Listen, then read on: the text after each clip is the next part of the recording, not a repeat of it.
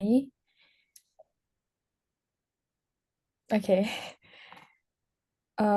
So to introduce the three of us, I'm Leia, and together with Leia and David, we oversee sustainability squad and we help to lead our school's first carbon audit.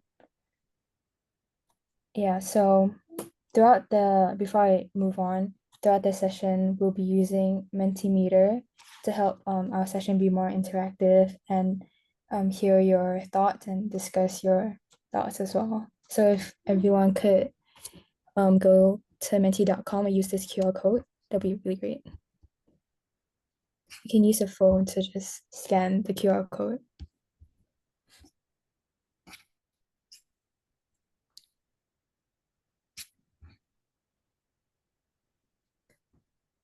And once you're done, could you react so I know when everyone is done? Thank you.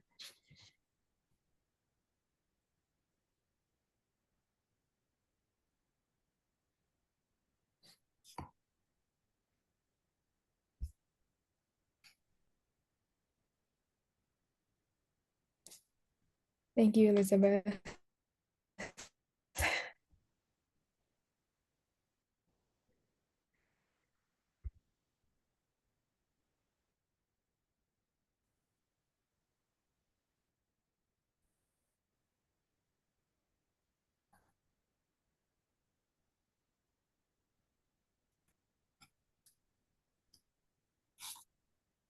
Okay, I think that should be enough time for everyone to go into Mentimeter. Now, moving on, I'm gonna explain what a carbon audit is. So a carbon audit is basically the process of calculating our carbon footprint. And our carbon footprint is the amount of greenhouse gases emitted, which is basically your carbon dioxide, your nitrogen, all these kind of gases. Um, I'll let Hui quickly introduce why is it important to know your carbon footprint. Thank you, Leia. Yeah, so a carbon footprint, basically the amount of greenhouse gases that you emit into the environment. And to just quickly start us off today, why don't we go over to the Mentimeter and can I just see some answers as for, the question, why would it be important to know your carbon footprint? So you could take a minute or two to just fill out, your thoughts on why do we need to know our carbon footprint?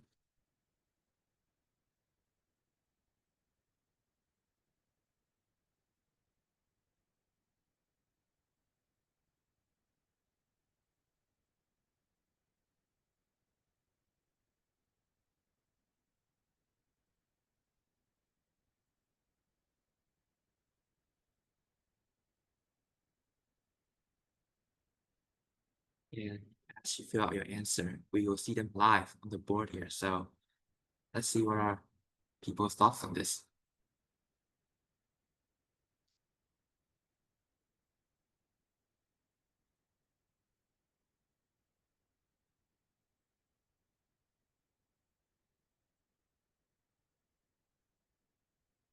And once again, if you haven't joined the Mentimeter, do let us know so that we can send you the code as well. Yeah.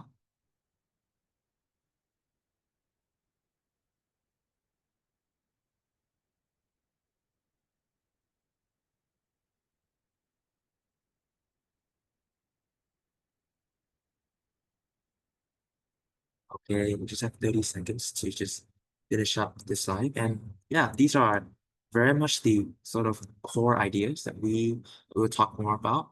But when we start out this product, we also wanted to, yeah, know our impacts, know exactly how how much emissions we're putting out in the environment. And I think like the first commenter said, you can't try to reduce what you can't measure. So definitely many of the ideas that we'll talk more about in today's webinar. Oh, yes, benchmarking.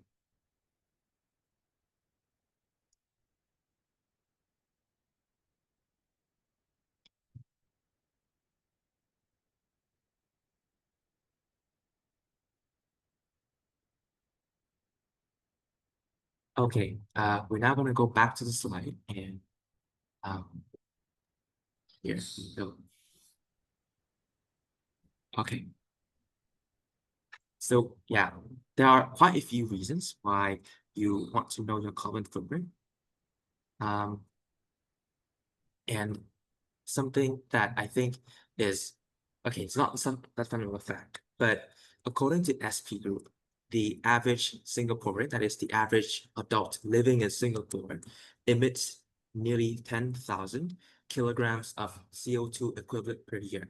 And we use the unit CO2 equivalent, carbon dioxide equivalent, because obviously there are different types of greenhouse gases, and CO2 equivalent is basically a way of comparing them all to CO2 to standardize our factors. And that is approximately 432 trees per year to offset our emissions. So, and that's just for one person. And to start us off today, why don't we go ahead and actually measure our footprint? So on the screen here is a QR code to a carbon footprint calculator by SP Group. You can scan it. And actually, I'll show it on my screen as well.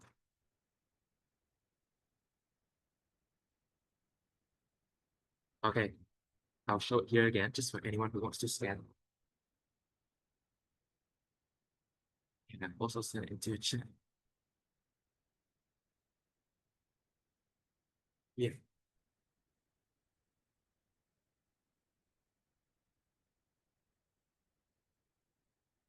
okay. Does anybody still need to scan the QR? Okay, I'll just show you very quickly how to use this calculator, but it's very simple.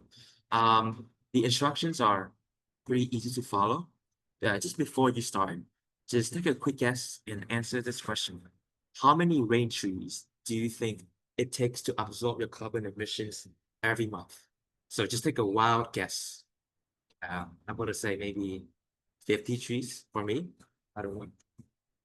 And what will happen next is that this calculator will show you a bunch of sections where you can fill in some data, can fill in the information that you have. And yeah, if, for example, in utility, everything from electricity to water and gas, if you know your utility consumption, that'd be great, and you can specify the number here. But if you don't, that's also totally fine. The calculator will give you an average data set instead. And yeah, you can just keep working your way through this calculator. I'll just do something very quickly just to show you guys what the end product looks like. You can select the type of food, the spending that you have on different um, all kinds of purchases, clothing, footwear, recreational activities, household furniture, health, communication, education, and other types of goods and services. Commuting as well. How do you travel on a day-to-day basis to work, to visit your friends, back to home? And last but not least, you're traveling, because traveling by plane is a huge part of our carbon emissions. And if you can try to, uh, try to recollect, think back to the amount of flights you have taken, you can fill the data here. And once you have filled in all the numbers, you can click on calculate. You can, yeah, I will accept that.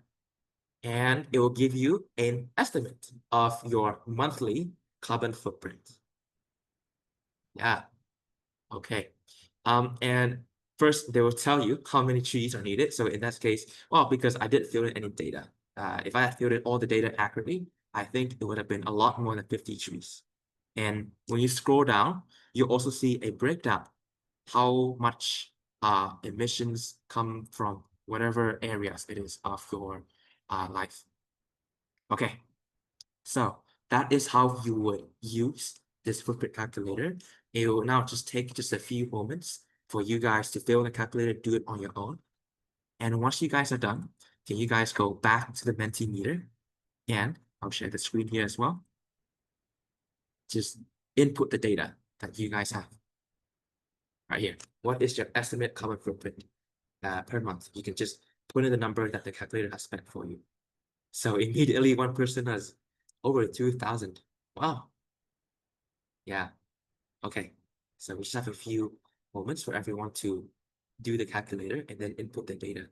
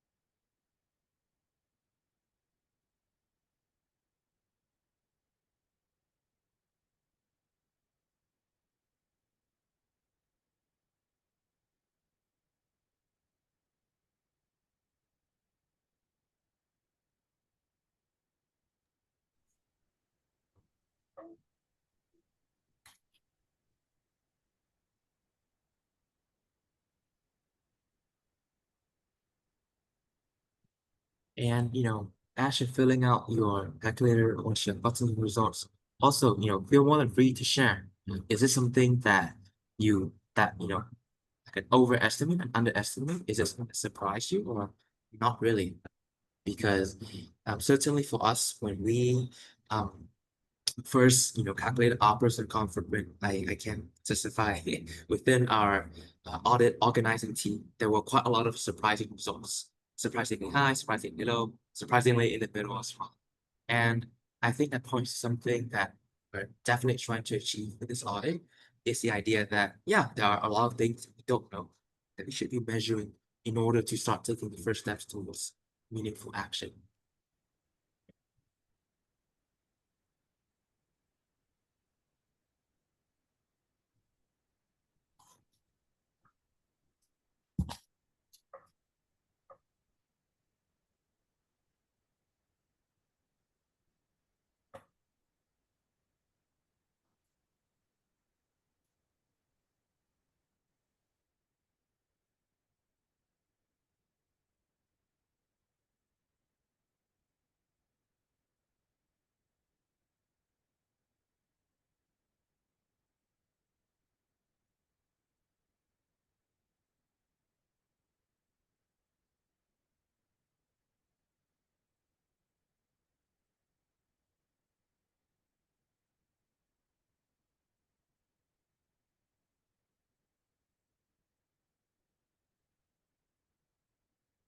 Okay, has anybody not entered on oh okay, we just got a new response.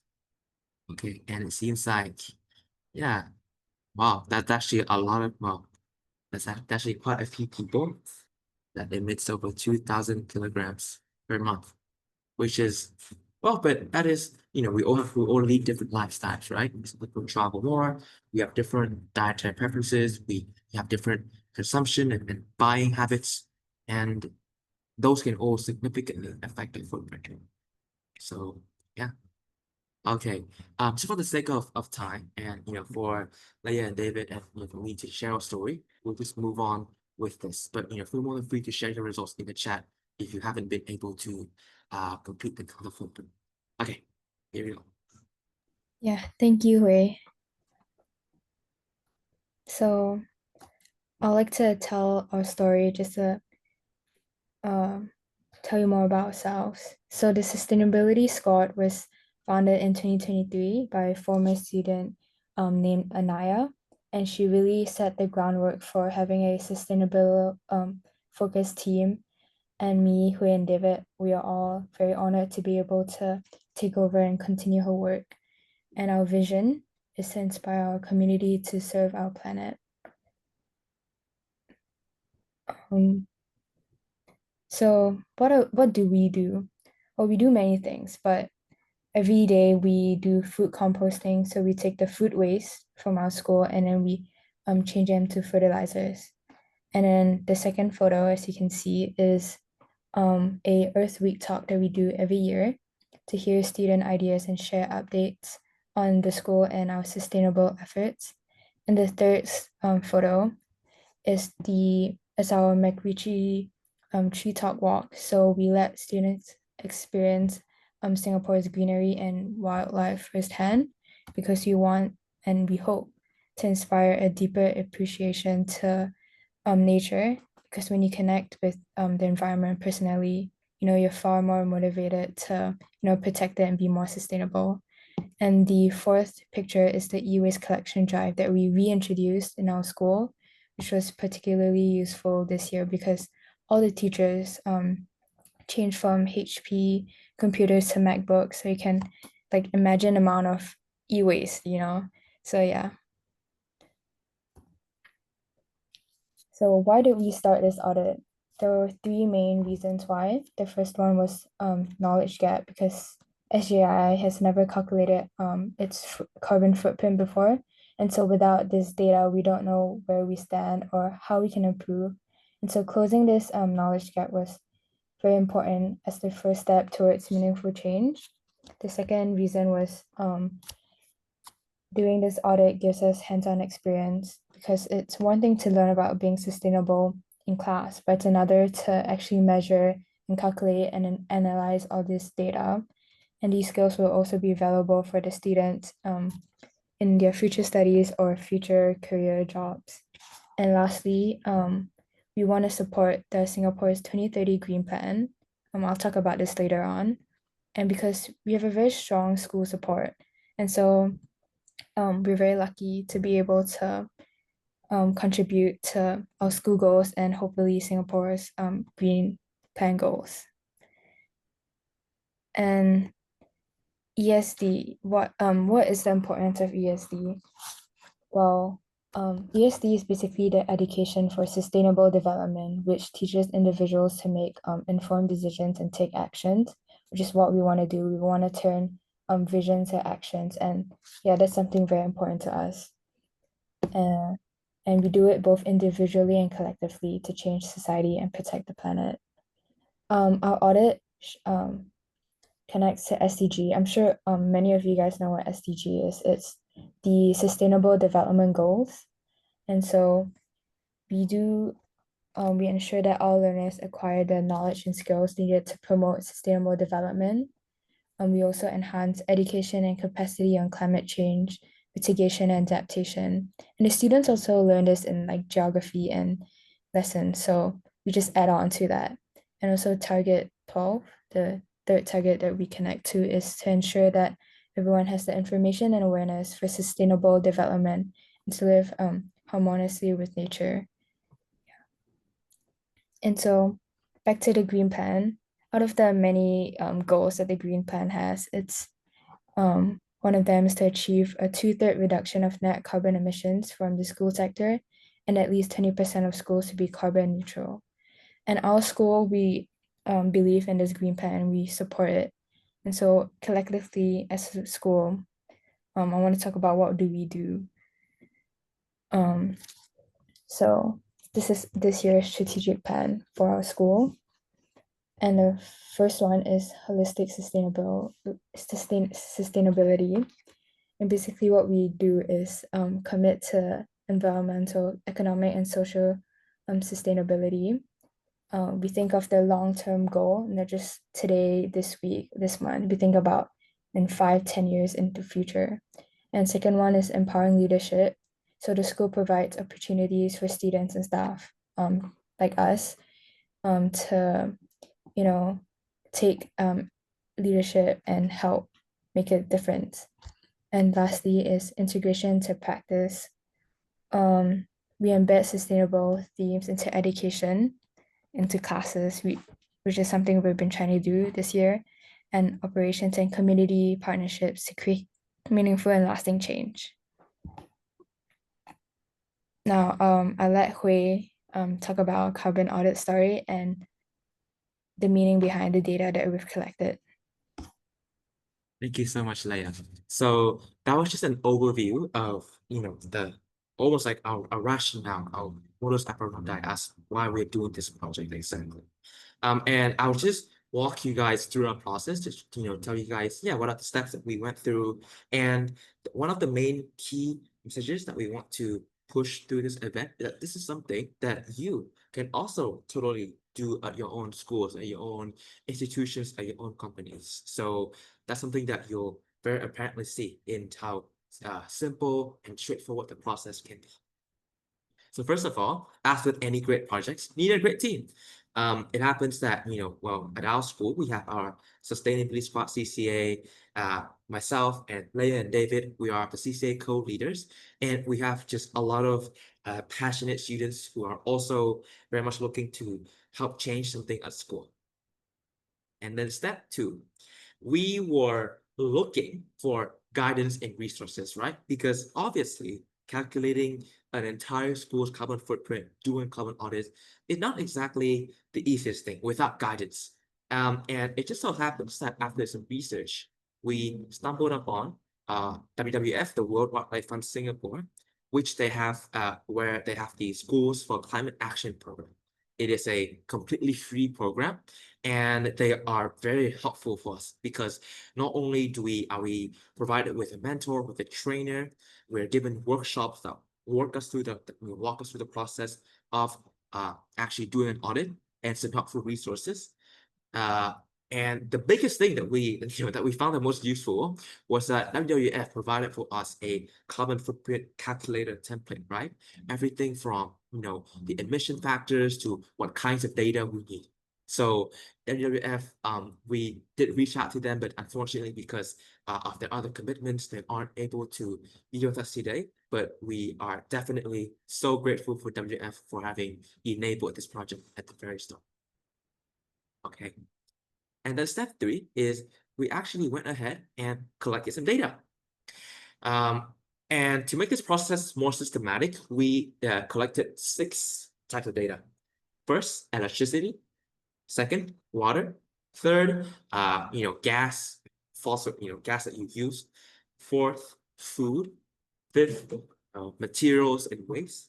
And last but not least, transportation. Okay, firstly, in terms of electricity, gas, water, and food, fortunately, these are all types of data that we can easily access because they are standardized and the school provides them, right? So what we simply did was we reach out to the school, we ask for the utility bill, that tells us the data for the electricity, gas, and water, and we reach out to our school's caterer, and they provided us with information on the portion sizes of the lunch that we serve in the canteen.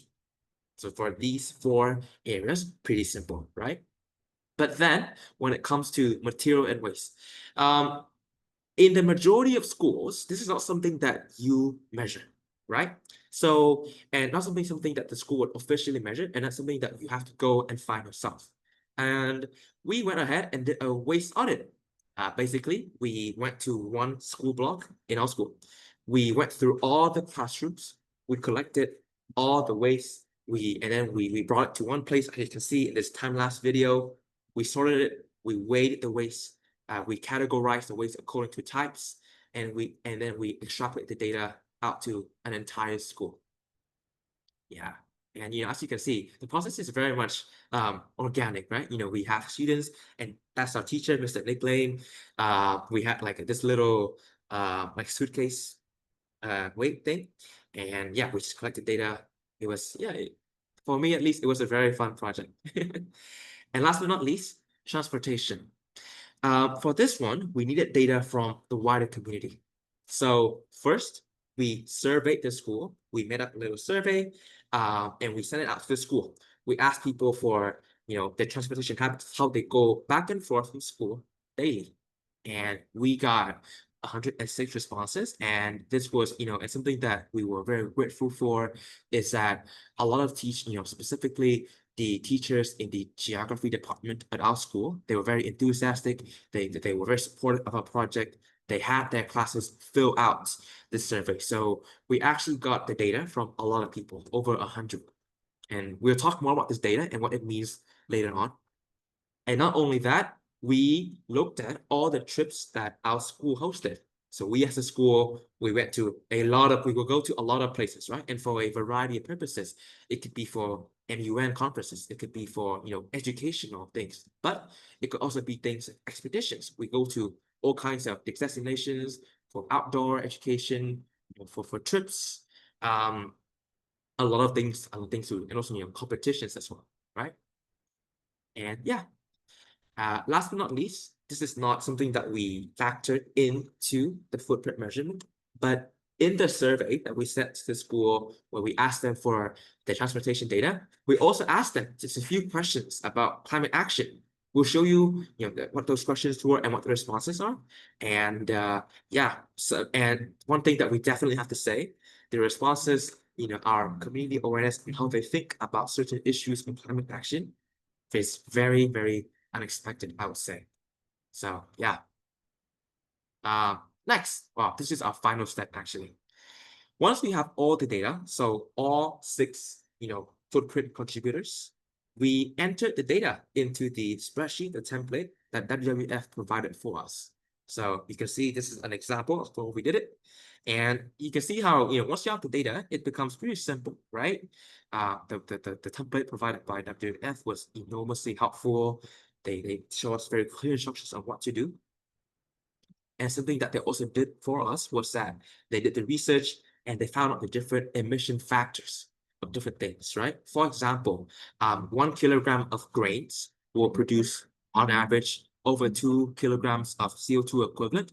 But you take something like beef and lamb, beef and lamb will produce per kilogram up to nearly 18 kilograms of CO2 equivalent. So there are different emission factors that we have to factor. And these are also obviously areas that we can definitely target, right? For example, can we reduce the amount of beef that we consume at our school? Okay, and once we have all the data, the calculator would give us the results. Okay, all right. So that was our entire process, very in a nutshell, how we did the audit, all the things that we did, and how we arrived at our number. Before we reveal the number, why don't we just go back to Mentimeter? Because I think something that I love doing when we at SJI we finish the project and we go out and we share results, people would always ask, okay, so what's our results? And I would always say, can you take a guess? Almost always it would be an underestimate. So let's see if that's the trend with our group today. Can you guys go back to Mentimeter and help us answer this question? Oh, sorry, this is not this one. First one. Oh, this one either. Oh, sorry guys. I don't think it's. Oh,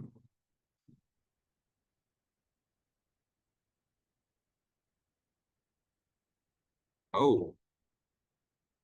Is it not working?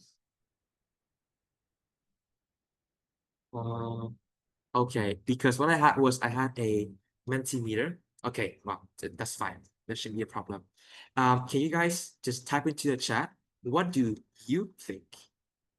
And let's just use the same, oopsies. Let's just use let's say that we're trying to find the carbon emissions. Let's try we're trying to guess the carbon footprint of SJI an entire school in one day. How much do you think it would be? Can you guys type your guesses into the chat? What do you think will be the, a carbon footprint in one day? Let's see. We'll think. Oh, okay. So Rachel says 1,500, 1,000. Okay, quite a big difference. What does everyone think? And we do have to consider it is an entire school. We as a school, we have, staff and students combined, nearly 2,000 students, nearly 2,000 people. So how much would that be? Just take a guess.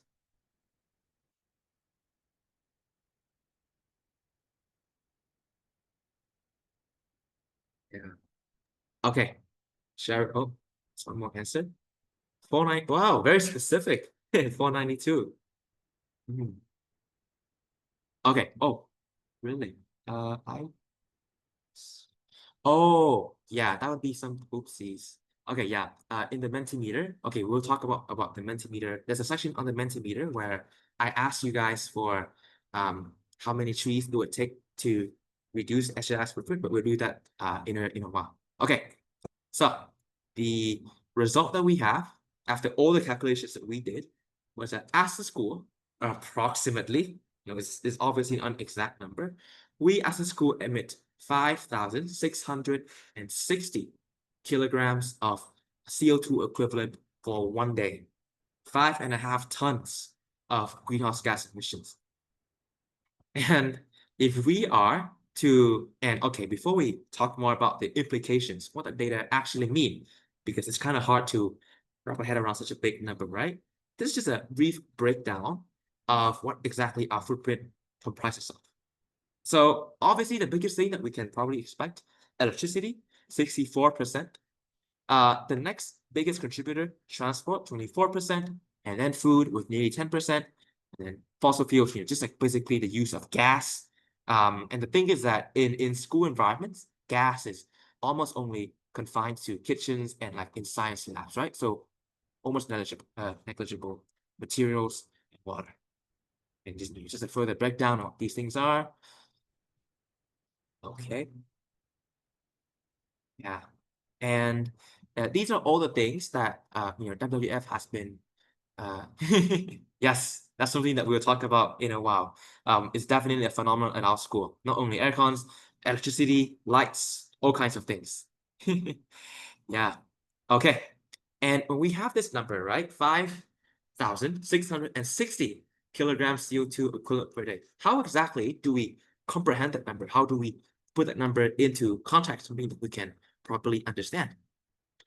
If you assume that there are 250 working days, right, in one year, that would mean that per year our school emits again approximately 1,400,000 kilograms of CO2 equivalent per year.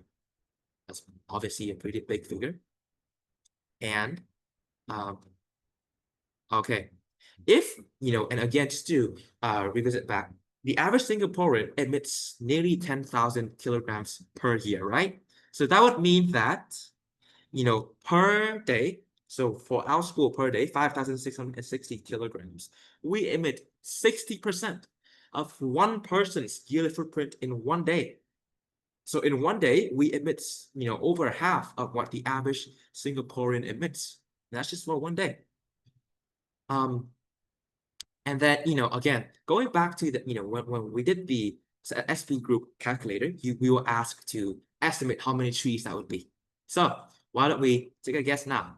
If you are to estimate the amount of trees, sorry guys, I'm trying to share. Okay, here we go.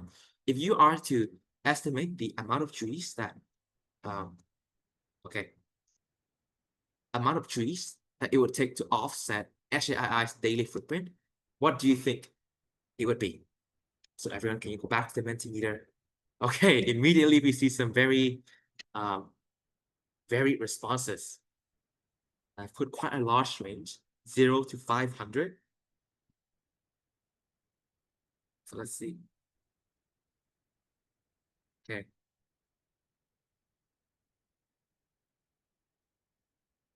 Ooh. And yeah, there is a correct answer, and we will reveal that.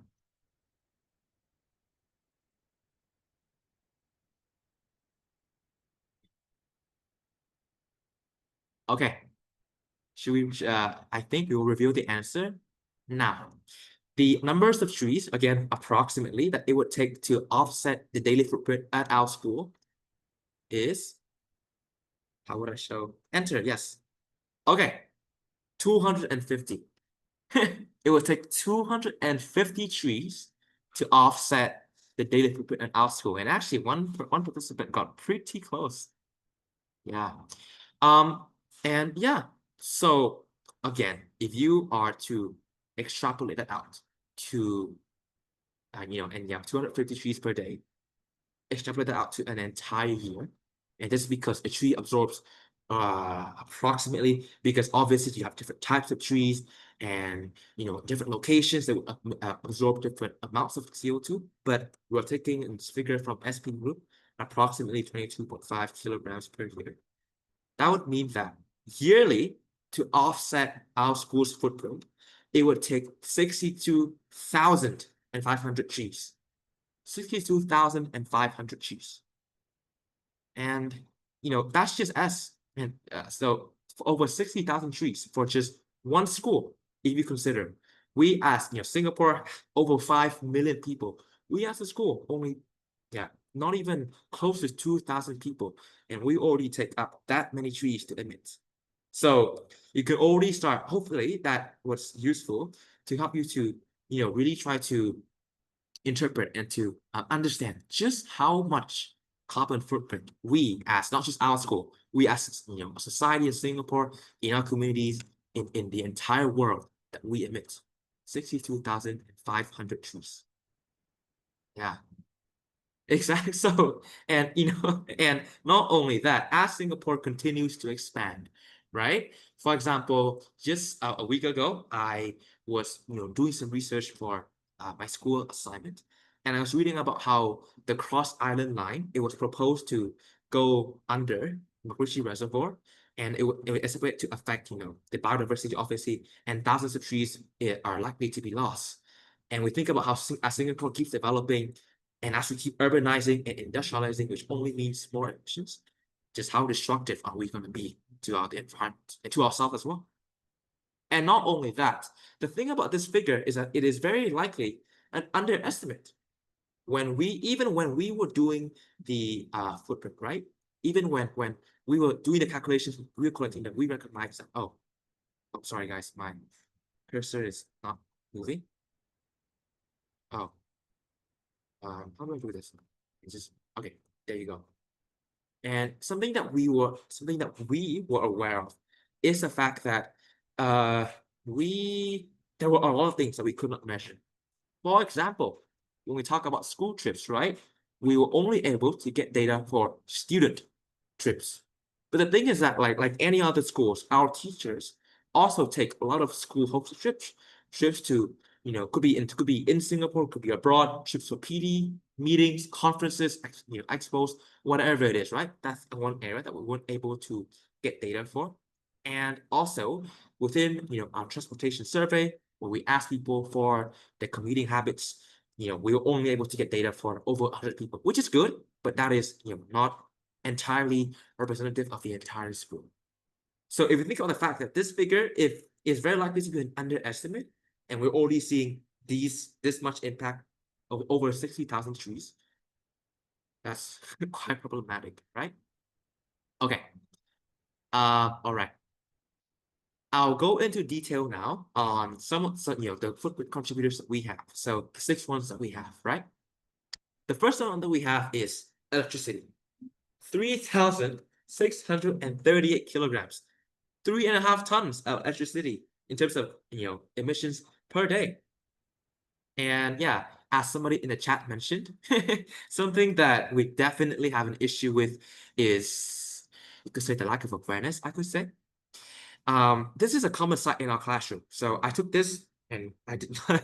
So I actually took this just the day on last Friday when because I was the last person to leave my classroom. And I was just going through the corridors of my school.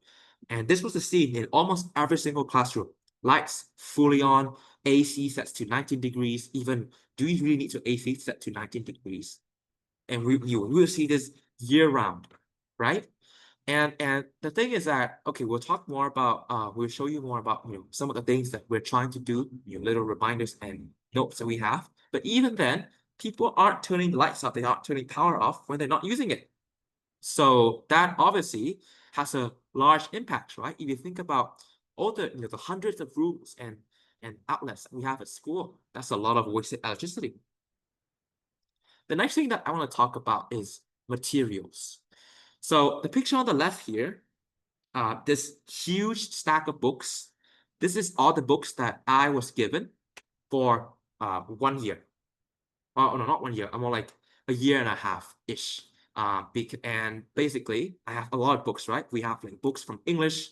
There was this big book is from computer science.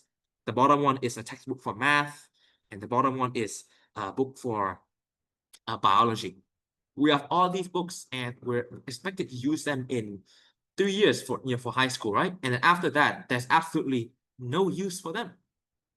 So something that we can obviously begin discussing is, do we need to be handing out this many physical textbooks, especially when students and schools are primed to, I mean, of course, there will be a minority of people who would be able to pass it on to their juniors, the siblings, but the vast majority of people, right? Like me, for example, like I'm guilty of this as well. When I'm done with the book, where do I put it? I throw it away, or I'll bring it to the recycling center. But even then, I'm wasting it, right? And that could be considered unnecessary waste. And then when we talk about food waste. As Leia mentioned quite a few slides ago, at our school, well, Sustainability Squad, we run a food composting program where we collect all the food waste from the canteen. We bring it out to the back of the school. We'll show you some photos later. And yeah, basically, we compost it. We turn it into a soil that after a few months, our botanic club at SJII will be able to use for their garden. And the thing that we would see daily is the amount of food waste that we as a school have. So much waste, so much food that was not eaten. And when you think about especially the fact that different types of food, some types of food emit more than others. For example, beef, meat, pork, the biggest culprits of footprints, and we'll see them being wasted. So that's that. And next, last but not least, transport as well. As you can see here, while yes, the majority of people do take the bus and MRT, which is great, but then still, nearly a quarter of people surveyed said they travel by private vehicle, by car. So, and there are some people might also do motorcycles and taxis, and they would call a cab. And when you multiply that up by an entire school year, by the amount of people that we have at school, again, that's a lot of footprint that we have coming from private transport. Okay, something that we also want to spotlight on, flights. So we mentioned how we as a school travel a lot. We go to all these destinations, to do all these things, which is great. Like I've been on a couple of them myself, and they're really fun. They are the memories for a lifetime. But if you look at the data, when we compiled all the data together, right? It turns out that we as a school, in 1 year alone, the total sort of mileage that we flew was 3 million kilometers. That's what, hundreds of times around the Earth. If the Earth's equator is, I don't know, but that's a lot of kilometers. That's a lot of flying. Um, and yeah, so that's a lot of flying.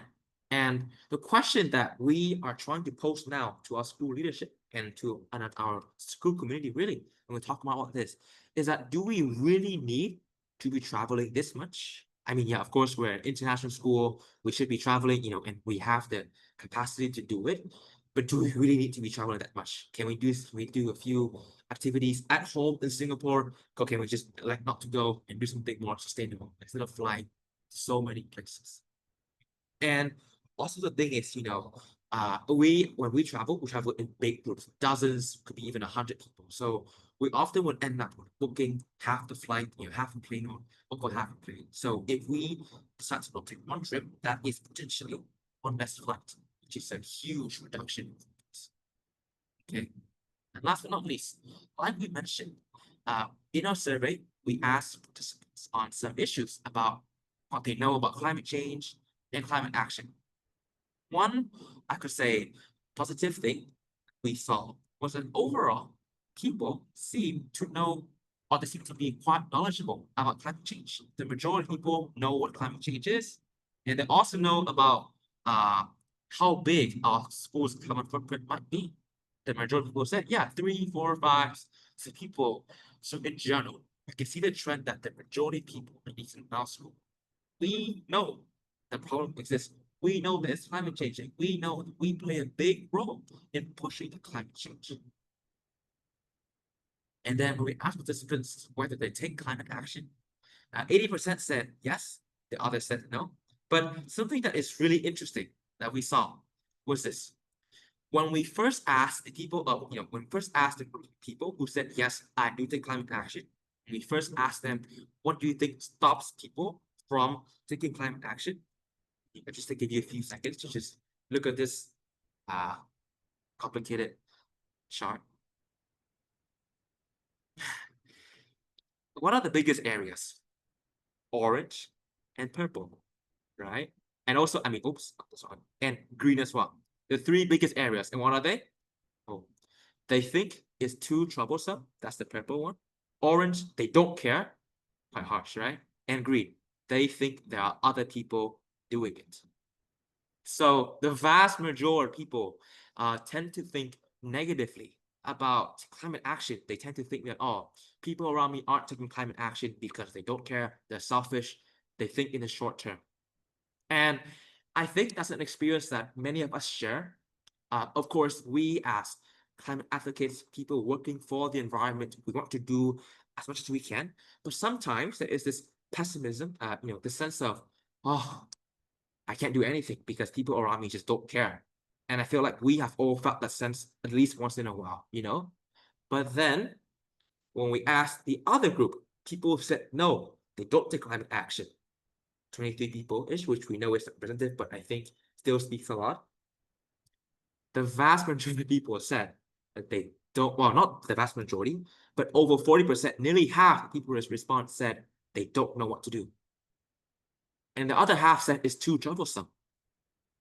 So, and I mean, and I feel like, the majority of us here, the fact that we are here at this webinar, we're doing these things, we are at least taking some form of climate action, right? We know that to make those choices, it's not that difficult. There are many things that many small changes you can make that is not troublesome at all. But the main thing that we see from this survey, from this specific question, is that people are not taking climate action, mostly because they don't know what to do. They just don't know what to do. They don't know whether it's and if you look at the ones that and in fact people don't even that only a minority of people said that they don't want to do it, right? People want to do it. It's just that for the vast majority of the population, there is some sort of barrier. They don't want to do or they think it's too troublesome.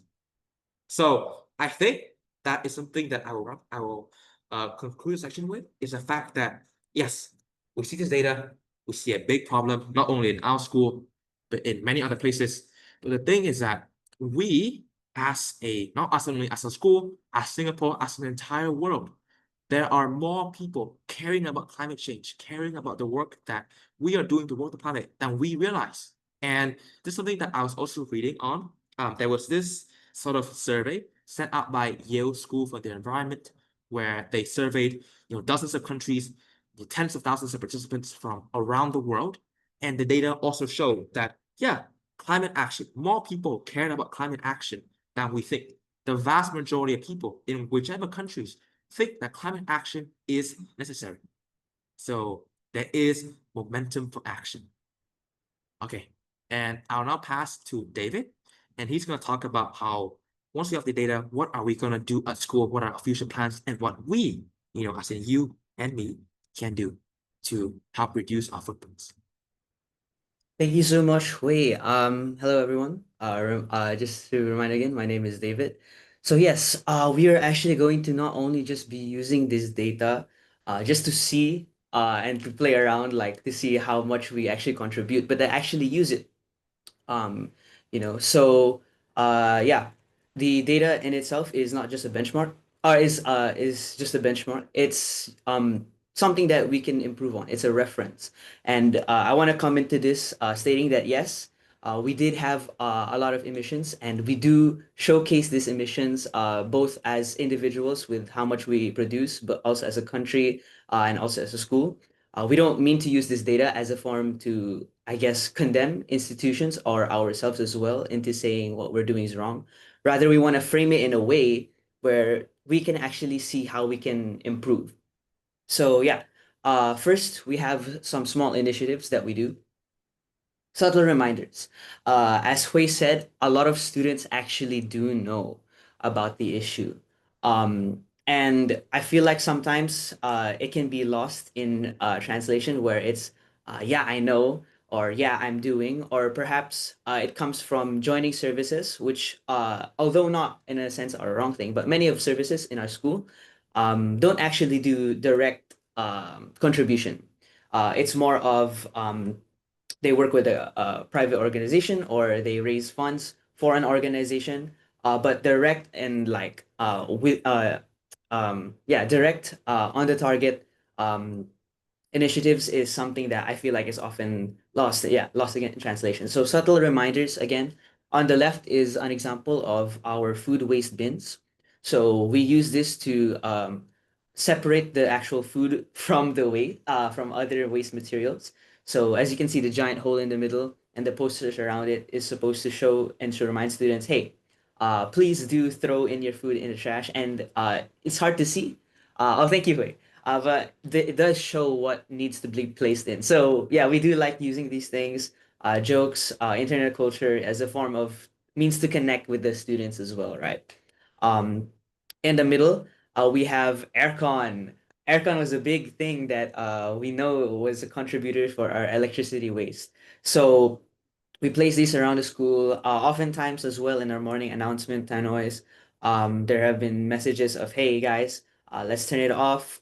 It's really cool to see students, especially one of the things I do on the side is as a mentor, I often see students after even like my mentees turning off the aircon or pushing back into just turning off the lights, making sure that they're actually you know, taking action to even if it's just small, it really comes a long way.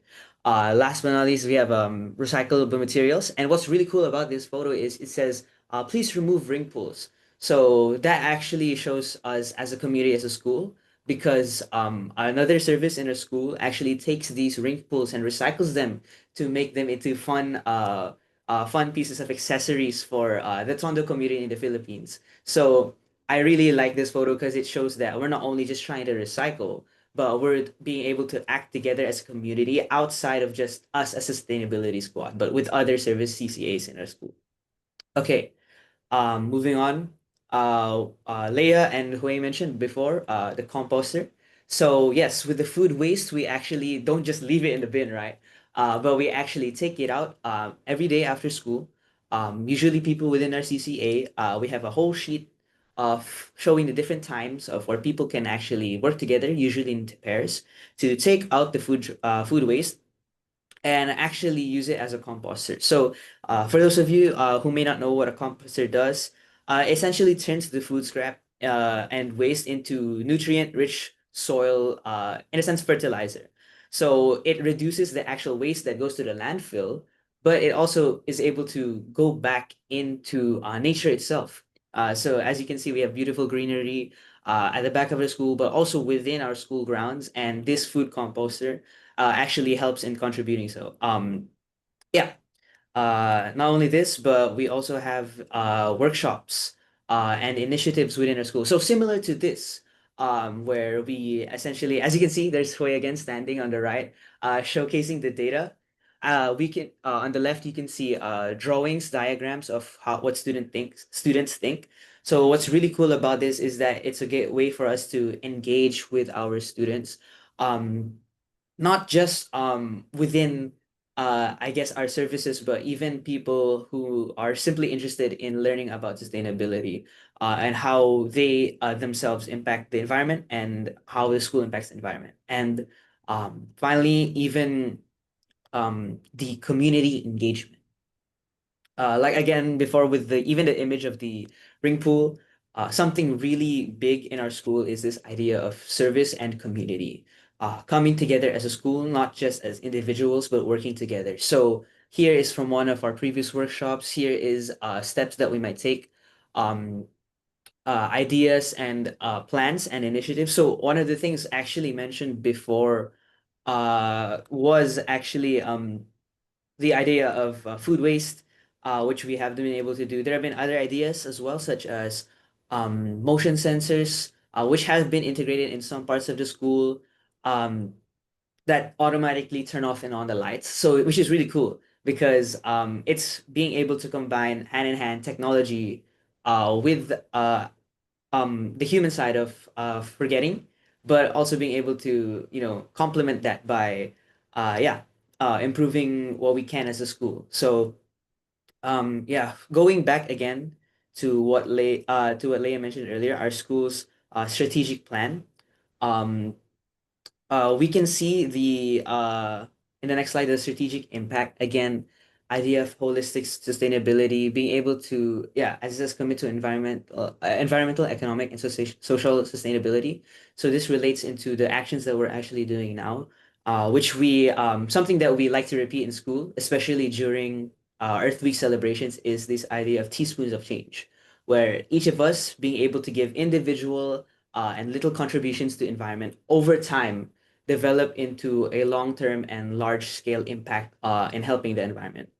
Empowering leadership, even the students who are really passionate, we aim to use our services and our CCAs and our initiative as a form to channel their passion and their ideas, and being able to help them improve on it, integrating into practice. So this one, uh, fostering this idea of direct service, not just by working with organizations, but us as students as well, being directly involved in helping our planet. So yeah, in the next slide, This is not the only thing we have planned. We have some upcoming goals as well.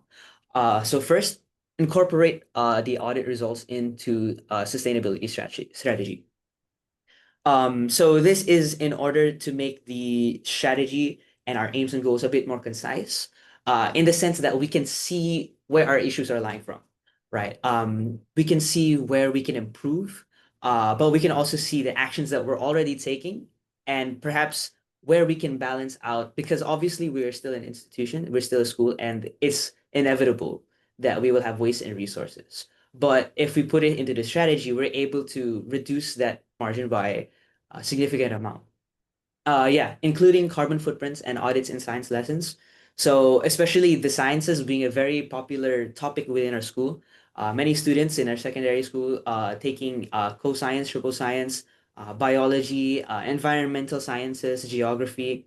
So we really wish to incorporate the carbon footprints data within our lessons so that students not only get the good education from our school, but they also are able to understand it in real and tangible manners that affect them in their everyday world. Something cool about this actually was it's already starting to be incorporated in councils. So within our school itself, me being part of the music performance council, we had a meeting together as an entire with the different councils, so the art councils, the senior councils, the student councils, and it has become a requirement actually to identify how the services and initiatives that we're doing can be more sustainable. It is now a requirement for services and CCAs to actually consider um, the ramifications of their actions and the way we can be more sustainable before they actually initiate a project. So yes, school challenges and gamified activities to reduce footprint.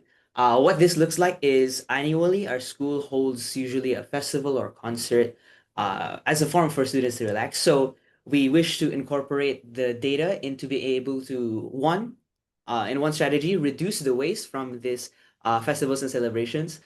Because obviously it's a way to enjoy, relax, and bond together as humans and as a community. But we have to understand as well that we do release significant amount of waste from these celebrations and festivals. So a way that we can do this is to reduce it within the festivals, perhaps games and activities that can be done to reduce the waste, reduce the food, um, or even in a sense have celebrations in on itself, like everyday mini celebrations on how we can make this data, because it does seem like large and scary, to make it more digestible and understandable, especially for the younger students who may not necessarily understand everything right away.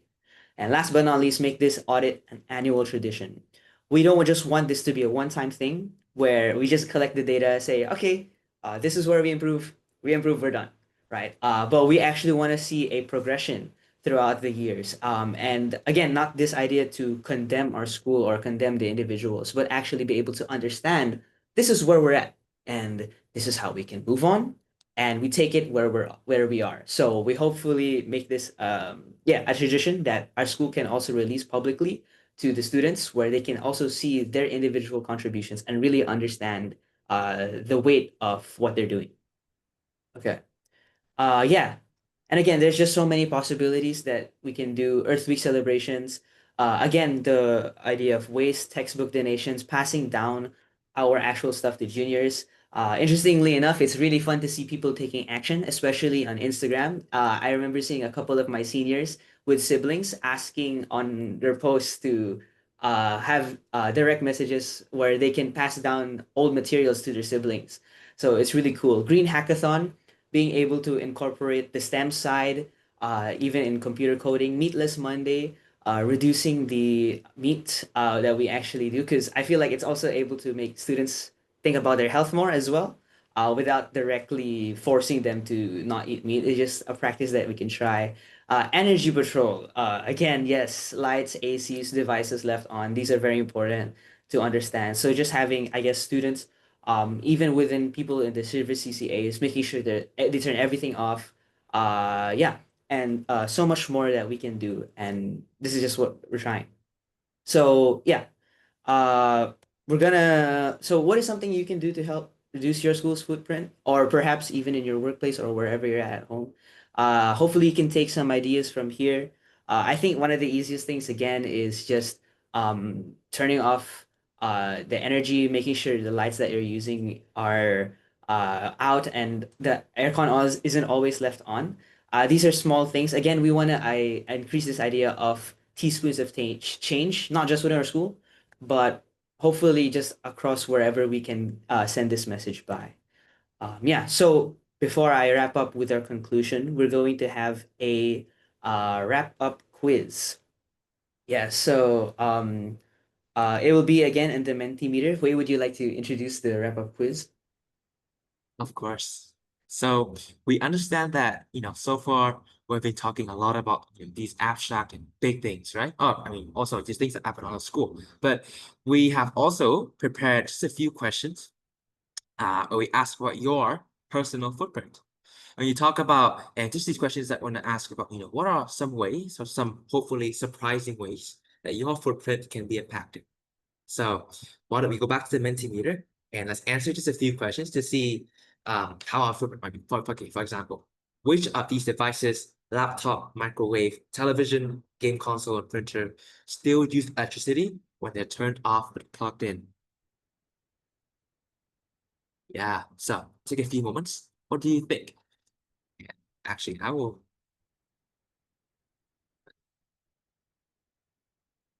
Okay, let's reveal the answer, shall we? If you press enter. Oh, okay. The correct answer, all five. Almost all types of devices, electrical devices that you use at home has some type of phantom load. When when they are plugged in, when they are turned off, they will still use electricity. So that is one concrete way that you can reduce your carbon footprint. And again, even though that might seem like, oh, that's just going to be what a few watts left. But like David said, teaspoons of change, right? We as individuals, the changes that we make in our lifestyles might seem minuscule, but if you can multiply that to hundreds, thousands, millions of people, that's a lot of electricity saved. That's the first thing. Okay, next up. Which of these is not a direct benefit of reducing your carbon footprint? Lowering greenhouse gas emissions, improving personal health, saving money, or increasing the oxygen content of the atmosphere?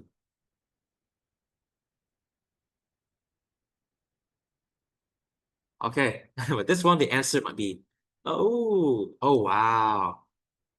Okay, okay. Interesting.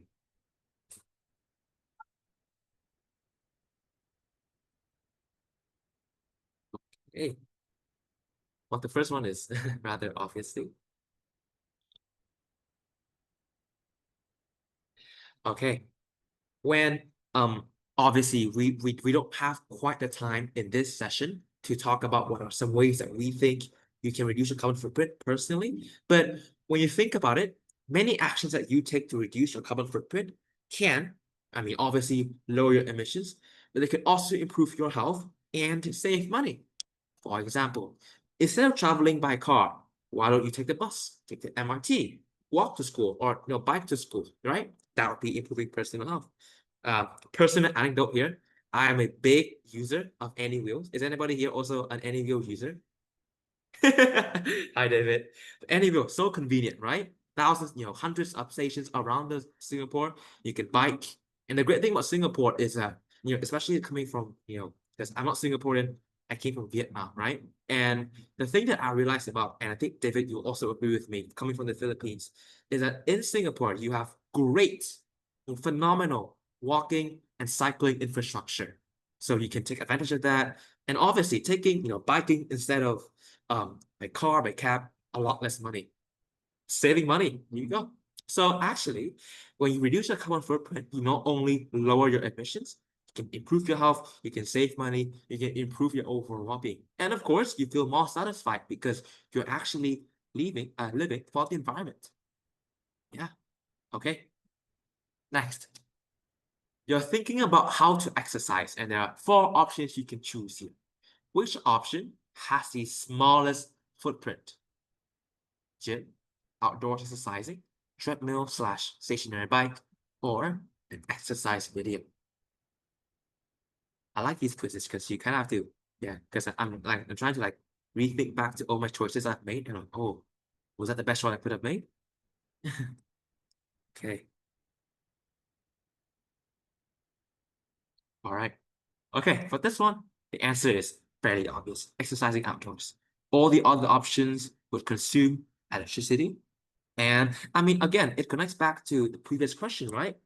Obviously, being in the gym, yeah, that's great. And sometimes it's just convenient to, if you have a treadmill or a bike at home, you can just hop on it. If you're a bit lazy, you can put on a video. But again, the thing is, if you go outdoors, you can immerse yourself in nature. You can go to the parks. Again, Singapore has some great parks, and you would have the small footprint, virtually no footprint, right? Not exercising. We could also do that. Okay. Yeah. Okay. Now, which breakfast option has the lowest carbon footprint? Personally, I have a lot of cereal and sometimes eggs. I definitely eat a lot of toast, but not fruit, so I should probably do that. Yeah, which one has the lowest footprint?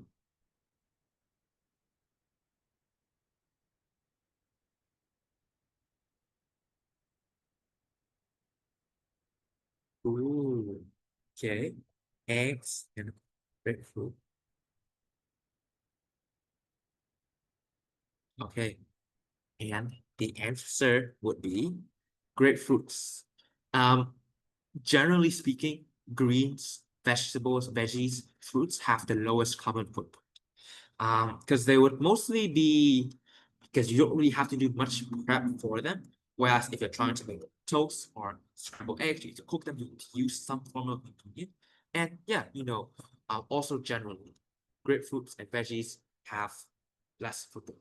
But yeah, Rachel, that's also a good question because uh, obviously we import and we take our food from different locations. So something to also consider in your shopping habits is, can you determine which brands are made locally, maybe in Malaysia, in ASEAN, instead of trying to find fruit that are potentially a bit more delicious, but all the way from Europe or from America or from other far-flung destinations, because then they would travel and that would add on to the footprint of the food as well. Okay, and I believe this would be the last question.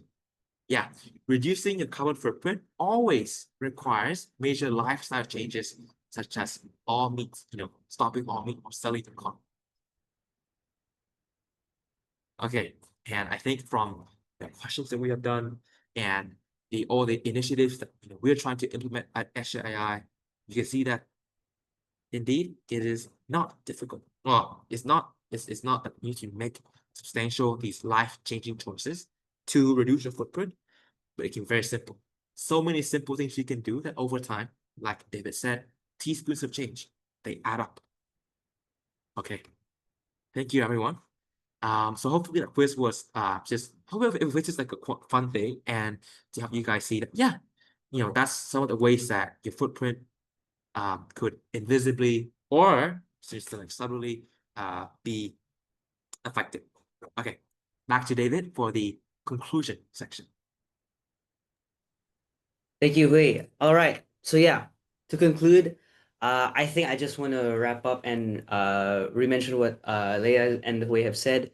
Again, Sustainability Squad, we were just founded in order to, as a small group, we were really small actually. I think about 7 people or originally, just to do what we can and do our part to help our school. Even honestly, coming into it, I came in just needing service time and hours just so that it's because it's a school requirement. But even collaborating throughout the years, actually being involved in understanding helped me grow as a person and help me understand as well exactly what it is I'm doing to our environment. And yeah, again, reiterating why we did this carbon audit, knowledge gap. We've never done it before, and we're glad to finally have done it. Being able to see what we can do to reduce our emissions, learning by doing. I think this is one of the best ways of education that we can see. Actually, getting into the what we can actually being able to get into the thick of everything of all of it, just being able to understand where our problem issues lie, and as students, us ourselves, exercising our brain, critical thinking, being able to see what we can do to improve, and school support. I think again, even though our school is a private institution, we are very, very grateful to be able to study in a country like Singapore, who's where we have a responsible government, being able to be aware exactly of what it is that we are doing to our environment. And I think just being able to give back to the nation and just being able to give back to the community, being a support to Singapore's Green Plan 2030, what can we do as a school to really help the government? What can we do to really help the country, its citizens? Yeah. And I think our key takeaway from this is a youth-led future for our planet is possible. Um, Admittedly, yes, we have a lot of people who aren't interested, but we have so much more who are very interested in helping this planet. And yes, this whole webinar wasn't, again, a means to make people feel bad, but to feel, I hope, hopefully inspired and hopefully feel good that there are students, there are people, there are young people who care about our environment. There are people who actually care about what we're doing, and there are people who are taking steps. And hopefully this can you'll be able to learn something, perhaps what you can do in your own personal lives, perhaps what you can share with your friends, your families, your workplaces, your schools, wherever you're at. I think it is really possible, and yeah, hopefully you can see it in your own daily lives as well. So last but not least, we join us. What we mean by that is the WWF's School for Climate Action Program. So similar to what we did, hopefully within your own areas, your own schools or your own workplaces or wherever, again, wherever you're at. We can also do your own carbon audit. You can also do other plans. This is WWF School for Climate Action Program, again, where they want to empower students with climate action skills, to foster environment awareness and promote green initiatives within school that directly align with Singapore's green plan. So yes, if you're wondering, man, there's so many stuff that I want to do, but I don't really know where to start, or maybe you're just feeling the passion for it, or you have an idea but you don't know how to channel it. This is a really good way to do it, because I think this directly again aligns with Singapore's green plan. So at least you know the steps you're taking are in the right steps to what benefits the country as a whole, right? Yeah. And me, Hui, Leia, we would just love to give support and advice. We can't, sadly, we can't be in direct support in the sense where we work together, because again, we are students. I think that's something we have to elaborate again, that yes, we are busy. We are at a point of our lives where we're also trying to balance our friendships, our work life, and finding out where we want to go. But we would really be okay with just telling you guys, hey, this is some issues that we went through. If you're going through similar issues, this is what we did. Or perhaps you just want to share some stuff and be like, hey, that's really cool. So, yeah, it's just a way for us to build a community, not just within school, but within Singapore as a people who live in the nation, just being able to support and work well together. Yeah. So in the end, we didn't know. Um, but we do now. We didn't know what we emitted. We didn't know what we were doing, or maybe we didn't even know what we needed to do. But at least now we know.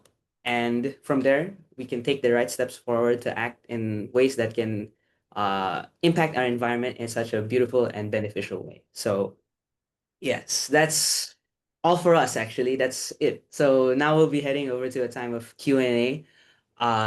If you have questions, feel free to shoot. If you don't, that's also okay if you're just wanting to hear. But yes, this is a time that we want to interact with you guys. Or what do you guys think? Is there some things you're unclear about? Is there some things you want to clarify? Yeah, so go ahead. If you have any questions, feel free to shoot.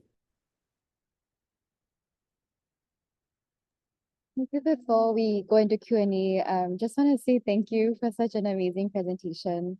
And like the interaction and the quiz, like just really blown away by how brilliantly you've thought about how you present your learnings as well. So it's honestly like a privilege to be able to learn from the three of you. I'm gonna just ask a question so that folks have some time to think about what questions they might have for you guys. But maybe just to begin with, for Hui, I think you talked about like what some of the steps that you were taking, but I was wondering if you could also share what were some of the challenges that you and the sustainability squad faced along the way. For example, was it difficult to recruit students to like consistently get them to show up week after week? Ensure that the survey that you were conducting reach enough people, or think about how to do leadership succession, because I know that the three of you are going to graduate really soon. Yeah, thank you, Rachel. That's a great question. And I think, well, we we obviously aren't trying to complain, but the nature of an audit of a project at school is that, yeah, since this is the first time anybody at school, students, teachers, or admin has ever done this, what happens is that there are a few roadblocks that we end up.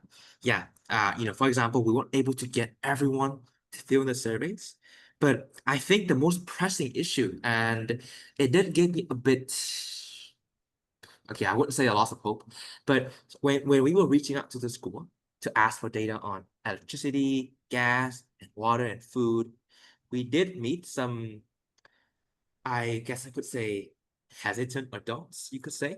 There were people that were reaching out to, operations and staff, and they were a bit, I would say, interrogative about the work. They're like, hey, what are you guys using this for? You're like, this. And it did take some urging from us to get the data. And that's something that, we understand, because this is not something that you usually see students doing. And we understand, again, that data and everything, especially when it concerns internal data, is secretive, but that's something that we did encounter. Sometimes the adults just weren't willing, or that immediately willing, to work with us yet. So we'll, hopefully turn it to something positive. Hopefully with this precedent of having done this project at our school for the first time, having talked about it, having, tried to raise awareness about our community, other future iterations of the audit will be more successful, will be able to cooperate more, will be able to collect even more data with the school. But yeah, that's definitely, I think, a very big challenge that we came through. But in the end, we were able to overcome it. Yeah. Thanks so much, Hui. I think that's a perennial challenge, especially when you're doing something that it's very different and like pushing for a change. You often meet with barriers or yeah, just sort of roadblocks that you need to learn to get over. And I think it's a lot of admiration that you're learning to, yeah, in the process, like learning how to communicate with these different stakeholders as well. I have a question in the chat by Timothy. So Timothy's asking like, so what is next for the sustainability squad? Are you guys going to push out policy recommendations or engage with school leadership? And also, has SJII committed to starting their sustainability reporting or announcing some of these targets for reductions? For that one, I can speak. Leia, if you also want to add anything, please ask on as well. So something that we've been doing is, or we've been doing for the past month, is that we basically, since the start of this year, we have a new CEO at our school, Dr. Michael Johnston, and we're really fortunate to, because he is someone who really cares about sustainability. His background is in sustainable organizations and how you can change institutions systematically. And he has been ushering in quite a few changes for our school. For example, something like he's trying to involve every member of our school, students, teachers, staff, is something called the Serving People and the Planet work group. And the intention is that it is aligned to our strategy, our sustainability strategy, where you have all these voices that come together in a working group, and you can voice your opinions, you can voice all your initiatives, and you can work together. So that's one immediate thing that we are trying to do, trying to join this group, trying to have people to talk to more people. Something also we're also looking at doing is like we said on the slide, integrating this into lessons. So we have been talking to specifically the humanities department to just think about, okay, what are some ideas that we can do in order to integrate these into our lessons? It could just be as simple as like a 30-minute lesson when our classes are free, where students can do the things that we're doing today, like calculate our personal footprint, have a data, and discuss what might this mean for those students. So we have both a mixture of long-term goals, things like incorporating our audit results into statement strategies, making long-term significant changes. But in the meantime, we have things that are very immediate, joining like a specific group in our school to discuss it, and trying to include talking to teachers to include some of the things that we're talking about into lessons as well. Thanks, Wei. Leia, do you want to add on? No, I think Hui covered most of it already. Thank you, Hui. Okay, so we have about 4 minutes left. I thought maybe I'll just ask a question, and then we can see if anyone else has questions as well. So I know I actually prepared this question for David, but Leia, would love to hear from you as well. So I think it's interesting because one of your conclusions was saying about how, like, you guys were not aware, and then now that you're aware, you decided to act on it. This is something I reflect on a lot because I think in our digital age, like if you have social media, you're constantly surrounded by information. But sometimes awareness alone doesn't often translate into action. So from your experiences as youth, like both of you, Leia and David, what actually gets people or friends around you to care and to take action? Like what has worked well for each of you? Do you want to go first, Leia, or? You can go first. Okay. That's a good question because I think again, circling back to a lot of people are aware, and let's not be like sugarcoated, where in a sense that Gen Z is very online. We're very sensory overload in the sense where we have so much information dumped. Um, but I think the biggest thing that can really help, and like this is like full on, not just with caring about not just caring about the environment, but just in general, is the relationship aspect. What I mean by that is the human interaction. Because I feel like oftentimes what makes it hard to care about the planet is that the planet in itself cannot talk to us. You know what I'm saying? It can't establish like, this is my needs, this is my problems, these are my issues. Um, but something beautiful about humans is that we are relational species where we need interactions with each other. We need to connect with each other. So what that looks like when it comes to making people care is establishing relations where it's like good relations with the people, hey, um showing who you are, how you impact the environment, and that really is the purest way and the best way to go about it.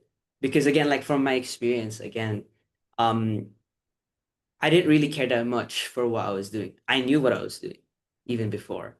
But it was these relationships that I built with Hui, with Leia, with Mr. Lane, with the other people of my school that really pushed me further to be like, okay, I'm not just doing this for myself.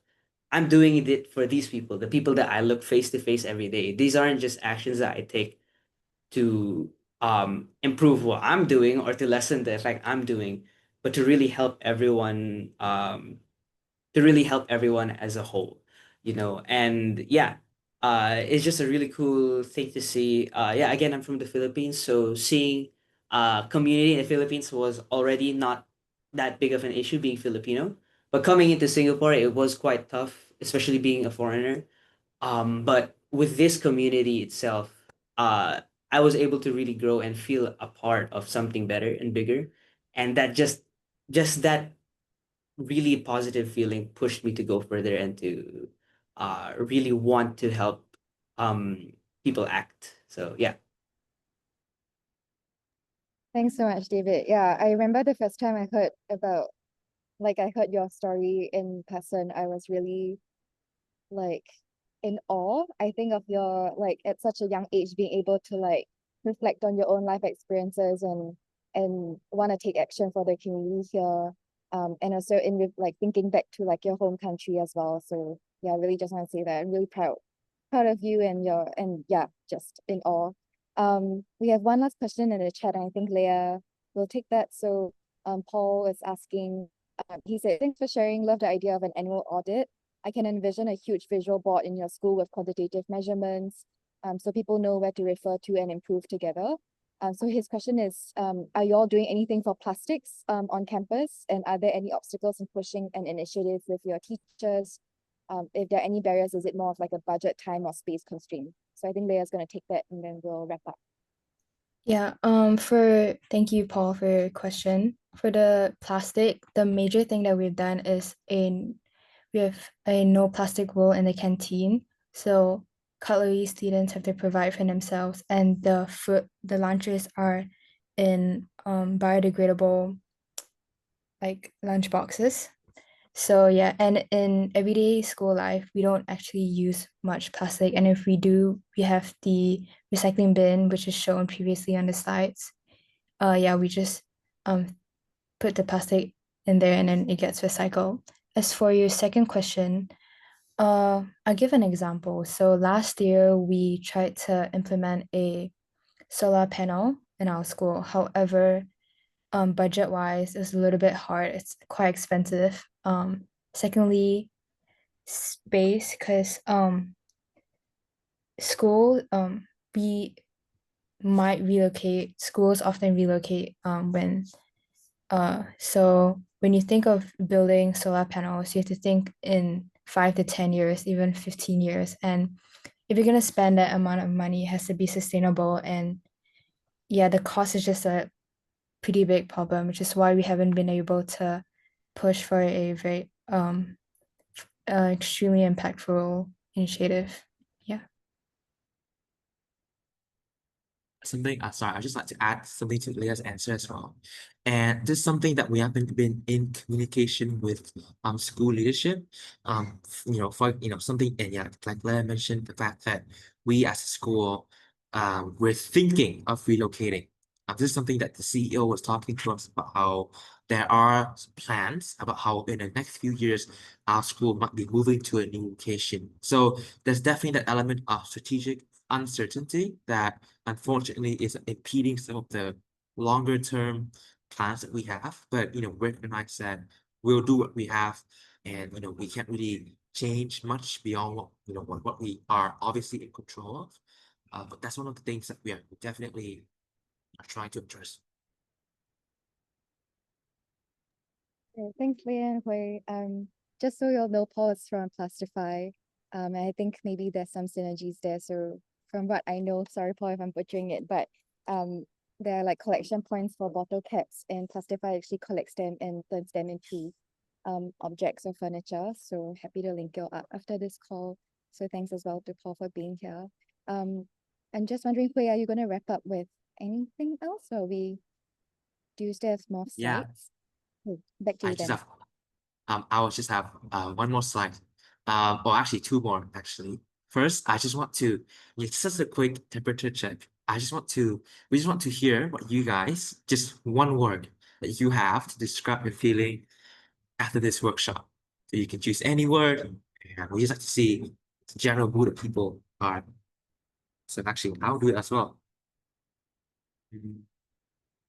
I'm feeling grateful, I'll say. That's a good word.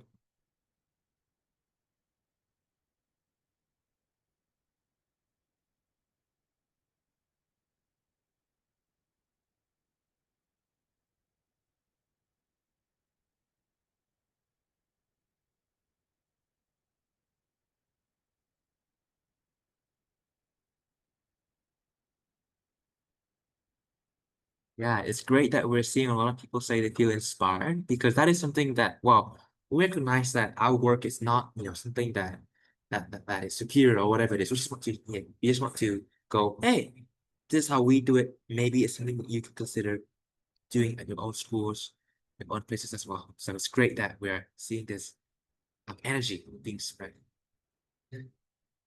Oh, okay. What do you think? Yeah, really inspired. Okay. Thank you, everyone. Just to wrap up today's session, we very much care about your feedback. What do you think about the workshop? And again, recognize that, yeah, maybe the time constraints wouldn't allow everyone to interact. So here's a QR code to a very short feedback form. We hope you will just scan it and fill it out for us. And also, if you're interested in maintaining in contact, if you're interested in possibly, like David mentioned, something we could help you guys with in the future, a partnership could be. Please also fill the form. We would love to remain in contact with everyone. Yeah. Okay. Thanks so much, Hui.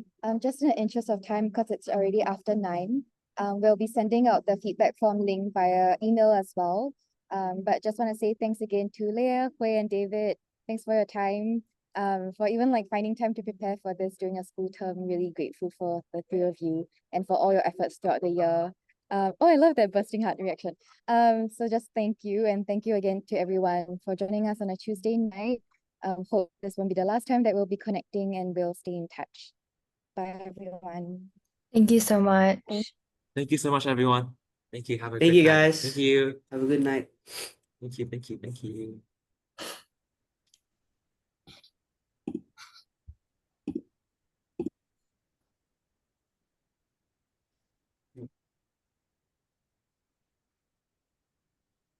Yeah, such an apt reaction. But I'm gonna stop the recording.